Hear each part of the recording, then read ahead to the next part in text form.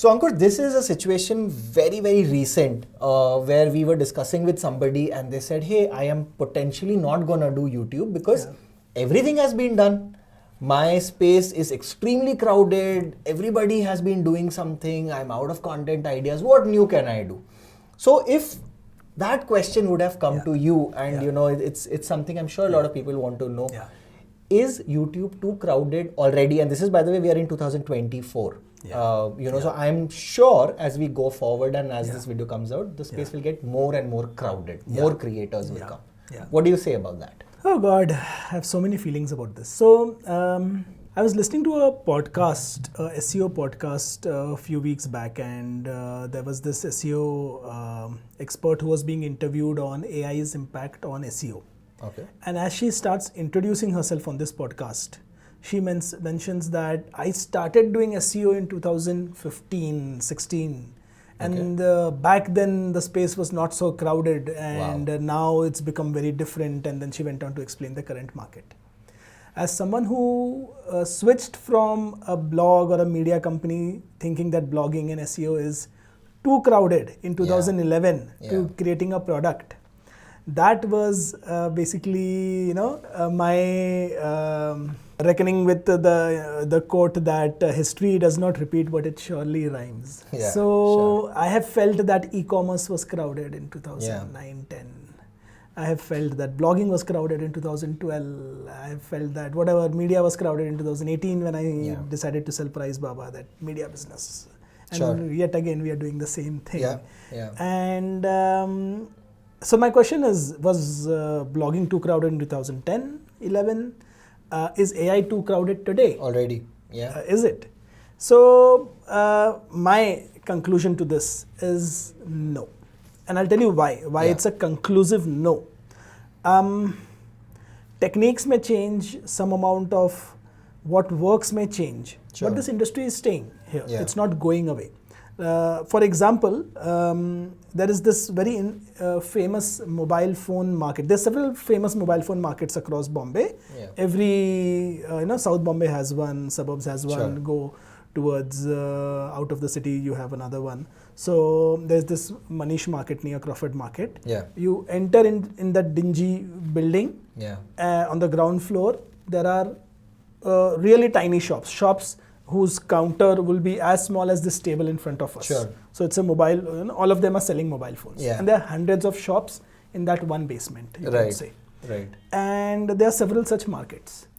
And why is it that all of them decide to have that shop next to each other? And this is true for a lot of retail. And this is true for... In fact, for some of our friends who are watching from Delhi, probably Palika Bazaar is something... Gafar Market is another one I have heard. What are you trying to say? And computers, so Lamington Road in Bombay for computers. So business happens where there is concentration of supply and demand both. And I have realized this, that if I have a business idea where there is no big market, either an old player being disrupted or enough people already trying to crack it one way or the other, it's probably a bad business to do. Interesting. So any brand who is thinking about this, that YouTube is too crowded, I'm sure somewhere one can also make a case that the industry they are in or what they are doing is also too crowded. Fair point. And they would then start nuancing very immediately. That, hey, but in my industry, I know X, Y, Z, I have this footing, I have X, things happening. Right? And that's how, in a way, YouTube will also exist. It will exist in that crowd. But we can sort of discuss and nuance out how different flavors of YouTube or characteristics of the platform can help you realize that it's not a limited market. So in fact, that is the exercise I want to do with you through this video, which is, let's try and bring that problem statement out, where this friend of ours is saying that, I'm already, so full disclosure, this is somebody who's working in the fintech space, right? So his comment is that everyone is doing, who wants to see another video on how PPF should be withdrawn? Essentially, right? So it's done and dusted. There's everyone who's talking about finance, personal finance, stocks, what to pick. Of course, now there are a lot of LNCs coming around it, right? So now let's try and break this problem down. How you would say, so now you're saying that, hey, you're wrong. This is not a crowded space. Yeah. So what should this person who's already in fintech, who's seeing a lot of these, large millions and millions of subscriber-based channels doing, what should this person be doing? So there is a very interesting startup quote here that always work on something which a large player cannot optimize for, or which a large player cannot measure. Okay. But that's in the startup sense. But if we talk about YouTube specifically, if you look at a lot of YouTubers, especially Indian YouTubers, they may be in the career space, they may be in the coaching space, they may be in the fintech space. Yeah. Almost all of them, even the tech space. Right. Almost all of these YouTubers, anyone who's popular, just open and start sorting their videos by the most popular videos. Sure. And you will find in the top few videos which are most popular on their channel, there will always be one video which always works for everyone. Okay. Which is how much money I made. How much money, yeah. And how much my is first YouTube, 1 crore. or how much is YouTube paying me, or my first house. Yeah. Those are certain themes. Yeah. How many times do I want to see someone else's YouTube income or house? Sure. There is something inherent to the story that is behind that income that people find appealing for those creators. Okay. At the same time, I have nuanced this out before as well on this channel that a Google search and YouTube are different. Right.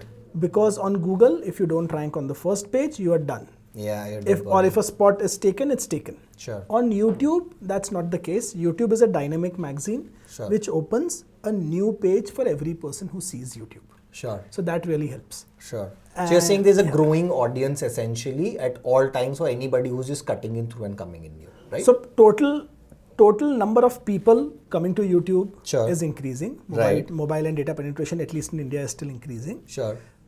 Second, the amount of useful content a person gets from YouTube is immense for every category they are on. Right. So your customers or any customers for any brand out there, they are definitely spending enough time on YouTube. Sure. And they are consuming content related to that category on YouTube as much as they are doing on Google search. So it's pretty much established. That fact is established. Right. Now, if say someone who is already doing well on YouTube for a certain topic, there is a very high browse value to YouTube. So for example, I often challenge people to do this, that go and search on YouTube exercises for knee pain. Oh yeah, your favorite topic. Yeah. And I do that once in a while myself. I think YouTube still targets me every week with one or two very good video for knee pain, and I have this very recurring right knee pain which has been there for a decade, and I kid you not, I've exercised it in so many different ways.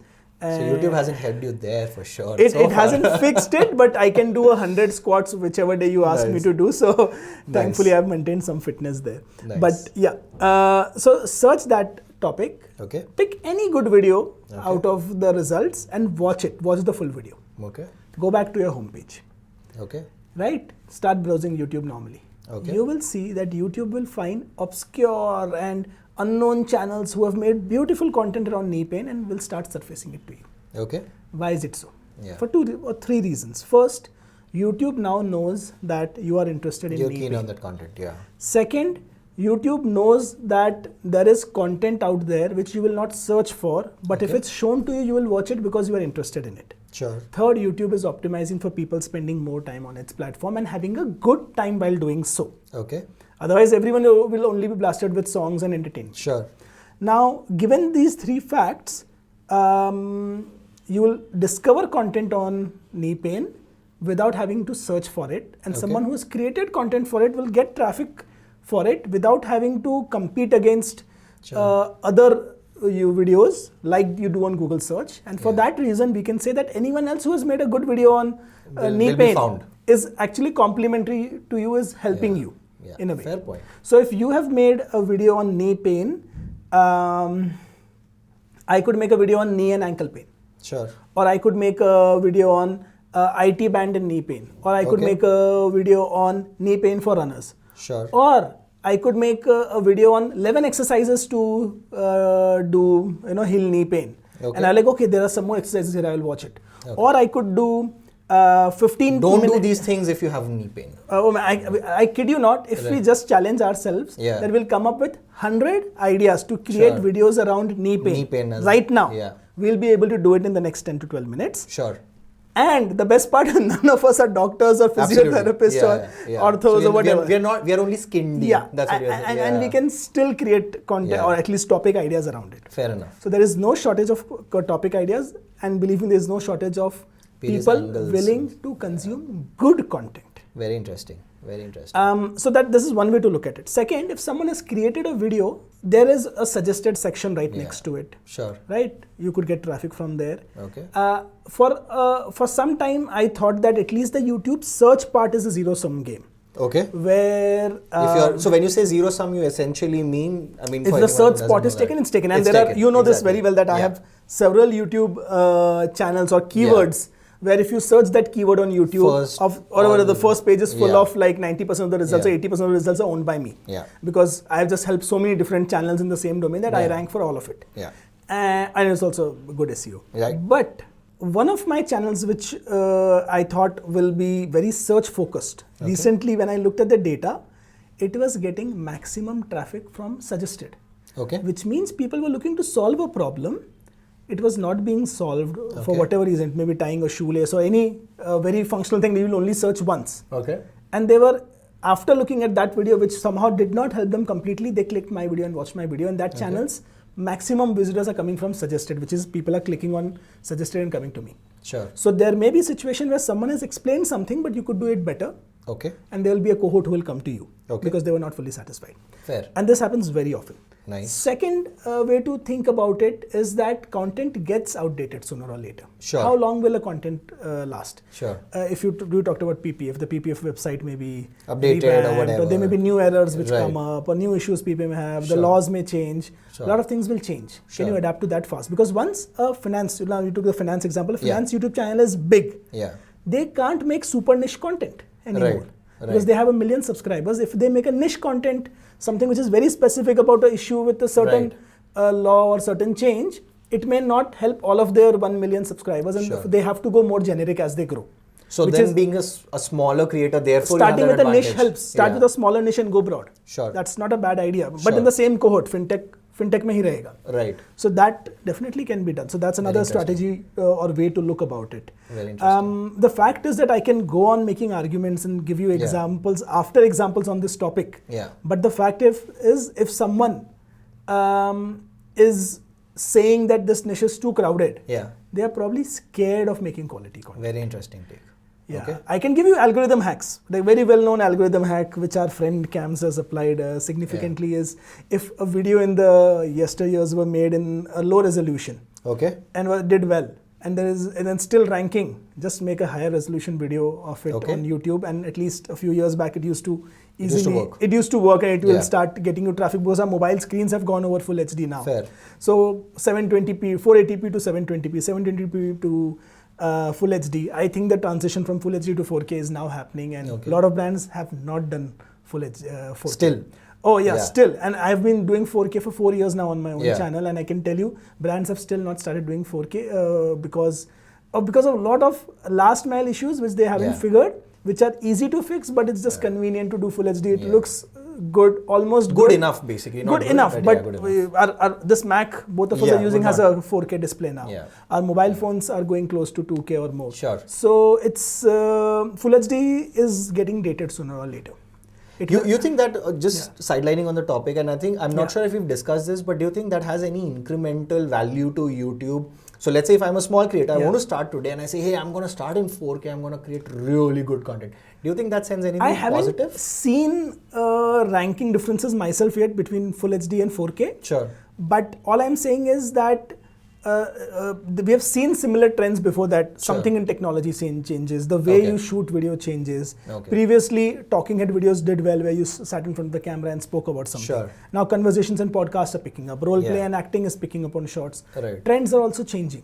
Fair. Right? Fair. One may have thought that, look, I had 10,000 followers on Twitter like a decade back, and I'm still at 13,000. And then there are new kids we deal once in a while who come up with 50 or 70,000. And I'm like, how did they get this? There. Right? I thought Twitter growth is done or whatever. And then you realize, these are thread boys and they are doing stuff. It's just that the game I won't play because my existing subscriber base will start unfollowing me. And I really don't want some really serious people from all walks of life, right? From politics to business, or to stop following me because I started writing beginner content. Wrong. So I can't compete with those new boys. So and you're start basically writing crippled by your own success in a lot of ways for a big one. Which is the reason we also think that one YouTube channel in the long run is not a good idea. You will have to keep reinventing yourself.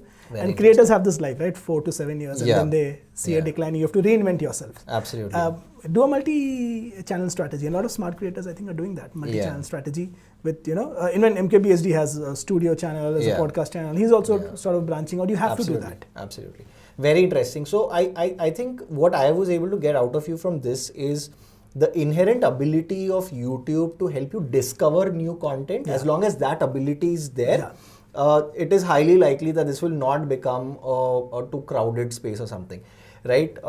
And you've already said that it is not too crowded. But I want to put you on the spot, and I want to ask you, if you have to pick up a place or a niche to create a YouTube channel, let's say top 3, right, where you think there's not a lot of competition, there's a lot of scope for good content to be created, what would those 3 niche for you would be, where you think there is still, we are not as far ahead with the content or as much content as we could? I think one is English content for urban India. Brilliant. If you look at a lot of new podcasts, they are probably targeting that. Okay. But if I want to, I can't pinpoint a niche in my mind. Okay. But I think a lot of times what happens is that a Hindi YouTuber has created so much content around a certain niche. You think that India will only consume it in Hindi. Sure. I think that may be slightly changing. Some amount of English can come in. I think fashion is a space where English can come in easily now. Brilliant. Because that's a good take. It can cross barriers. Second, I think if you're making tech tutorials or any kind of tech videos, especially if it's say software related, if you're making something related to AI, if you're making something related to marketing automation, all of those kind of content, or SaaS tools and little higher analytics or whatever. If you're teaching those kind of technical subjects, the market may be, as in the audience size may be smaller, but English will cut better for you, and English I think cuts across India better, because otherwise you'll only get North India if you do Hindi. Sure. Right? I think in general a lot of these tools are in English, so if you're looking at marketing, automation, SaaS, etc., it's all by default whatever English. HubSpots of the world and stuff, you're making videos about them. There is scope to do that. I think tech, I would say. Still? Yes, there's room. In fact, that is one space I hear from everybody. Everybody wants to be a tech blogger. You could call them tech bros, right? Everyone wants to be a smartphone reviewer. Absolutely. Nobody wants to talk about this mic that we are using. Very interesting. Or nobody wants to test this mic in different situations and tell me how it's working.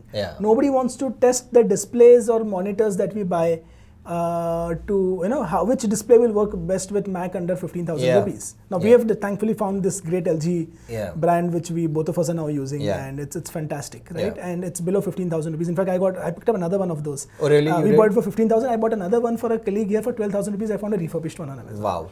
Right? Okay. But who's going to be talking about all of this? Yeah, a 2K display. It's not even a full HD display. It's a 2K display, 24-inch display, and it's beautiful for a Mac. Nobody will sell you a Mac display below 30,000 rupees. So you're saying geek out on technology, that is what is missing core tech, right? And a lot of that niche has a lot more space. And even in tech, if I have reviewed a smartphone, how does it perform after 6 software updates in 2 years? Oh God. Tell me, should I buy it today? Yeah. Nobody wants to go that deep. Right? Or make that kind of content. Fair enough. Right?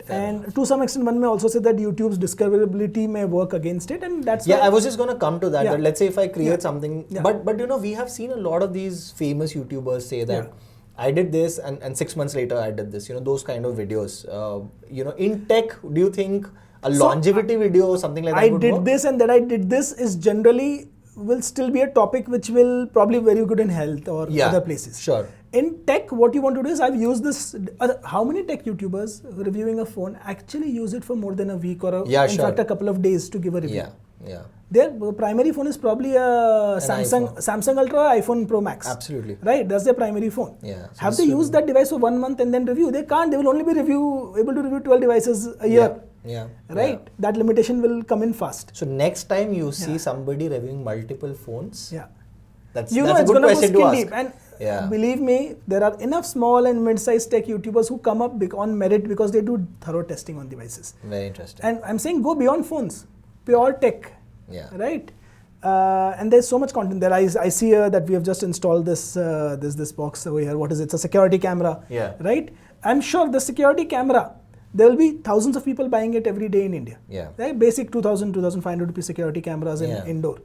Reviews for those. What is the picture quality like? Does it do this? Does it do that? Cloud storage hai, nahi hai? Whatever. I'll have 100 questions about if I'm installing it. Yeah. What happens if there's a power failure? Can I put a power bank? I have so many questions about it. Yeah. Interestingly, Ankur, I recently bought a smart bulb from Crompton Greaves. Yeah. Interestingly, they've messed up their app very badly on App Store, and the only way for me to figure out was to go on YouTube and try to figure out how do you connect this to a smartphone? What is the right app? Yeah. I could interestingly only find like 1 or 2 videos. So I think I get the point that you're making, which is just go beyond surface, because I think also... I'll give you another one. Yeah. Go hyperlocal. Yeah. I'll only make content around Pune. Okay. Heck, I'll make only content around Aund and Maner. Okay. My audience will be small. Yeah. But it will be immensely valuable. Sure. Who says I should only create channel which should go to 1 million subscribers? Okay. I'll have 5 channels which do 10, 20, 30,000 subscribers and in aggregate get me over 1 million views Interesting. a month. That's cool. That's very powerful because those are solid niches, those are solid communities which I am forming. Yeah. So, and of course, I think we should talk about how to create a community out of a YouTube channel. I think that's where the power lies. But anyway, if someone is saying YouTube is crowded today, I just want to tell them, come talk to me.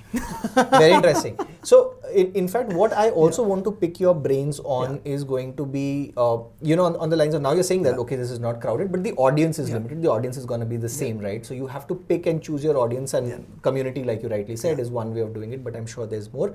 But that is something we'll reserve for the next one.